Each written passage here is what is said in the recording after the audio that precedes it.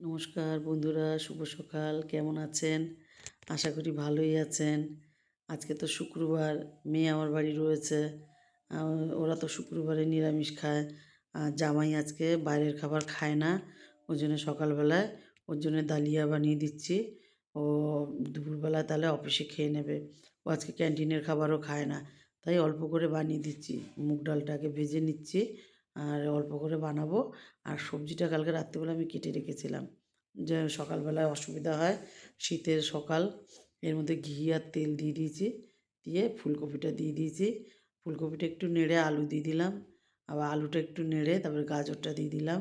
গাজরটাও একটু নাড়বো, কারণ হালকা হাতে নেড়ে আবার বিনস দিয়ে দেবো, যেটা যেরকম স্টিম হয় লাগে।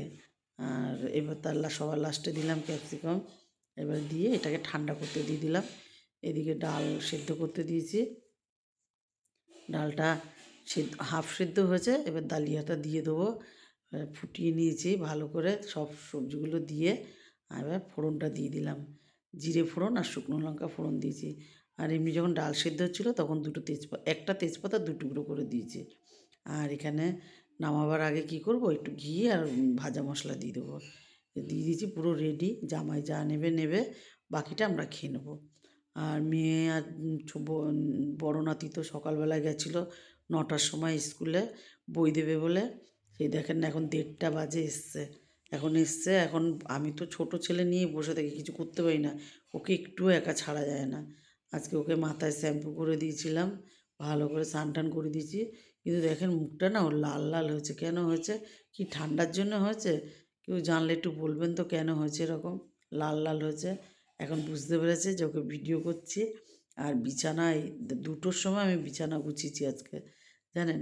কিন্তু ছোটো নাতির জন্য আমি রাখতে পারি না। এই দেখেন, বড় নাতিটা এখন একটু হয়েছে, অত বিছানা বিছানা ঘাঁটে না। কিন্তু এখন ছোট, বালিশ এক জায়গায় রাখবে না, কাঁথা এক জায়গায় রাখবে না, তাই না, পুরো করে বেড়ায়।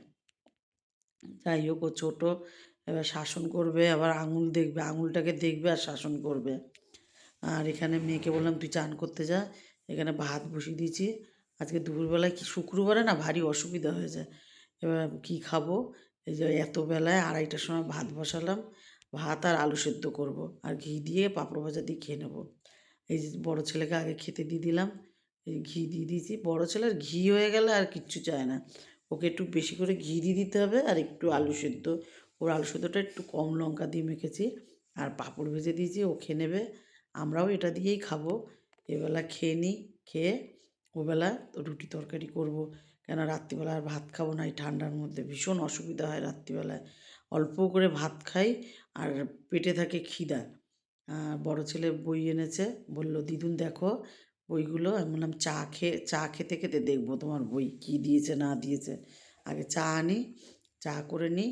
তা বললো ঠিক আছে। তাহলে আমি চা বসাতে গেলাম, আর বড় ছেলে বইগুলো গোছাচ্ছে।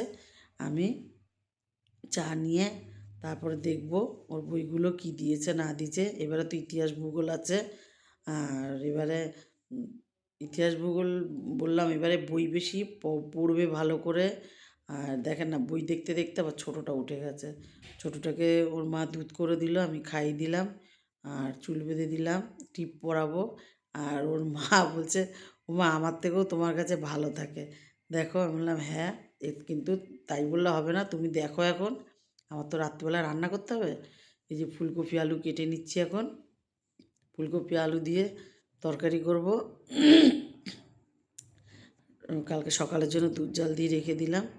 আর ফুলকপিটা কীভাবে করব, ফুলকপিটায় কিন্তু জিরের গুঁড়ো টুড়ো কিচ্ছু দেবো না। আর এদিকে ছেলের ভাতও করে নিয়েছি, ছেলের খিচুড়ি।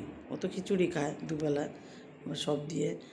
এটাতে না কোনো, শুধু ধনে, গোটা ধনে আছে না, ওইটা ফোড়ন দিয়েছি আর শুকনো লঙ্কা। ফুলকপি দিয়ে দিয়েছি, আলু ফুলকপি একসাথেই ভাজবো। আলু ফুলকপিটা একসাথে ভেজে নুন হলুদ দিয়ে আর একটুখানি জল দিয়ে ধনের গুঁড়োই দেবো আর ধনেপাতা দেবো। ব্যাস, এটাই আজকে রান্না। আর এর গন্ধটা ঢেকে করব, অল্প জল দেবো, খুব সুন্দর গন্ধ বেরোবে রুটি খাবো যখন। ধনের গন্ধটা খুব ভালো লাগবে। আর এটাই খাবো আজকে। দেখেন কালারটা কেমন হয়েছে ধনেপাতা দেওয়াতে। ধনেপাতা আর একটু দিয়েছি, কেননা কম পড়ে যেত, না তো আবার একটু দিয়ে দিলাম। আটাটাও মেখে নেব। একদিক দিয়ে আটা মাখছি, একদিক দিয়ে এটা নাড়ানাড়ি করছি। আর একটু জল ঢাললেই হয়ে যাবে, এমনি সব নরম হয়ে গেছে। আটাটা মেখে তারপরে এই জলটা দিয়ে দেবো একটু, এখানে এমনি ঠান্ডা জলই দিলাম। আর আটাটা মাখা হয়ে গেল, একটু রেস্টে রেখে দেবো। আজ এটুকুই। ভালো লাগলে একটা লাইক করুন, কমেন্ট করুন, একটু পারলে শেয়ার করুন। ভালো থাকুন, সুস্থ থাকুন। শুভরাত্রি।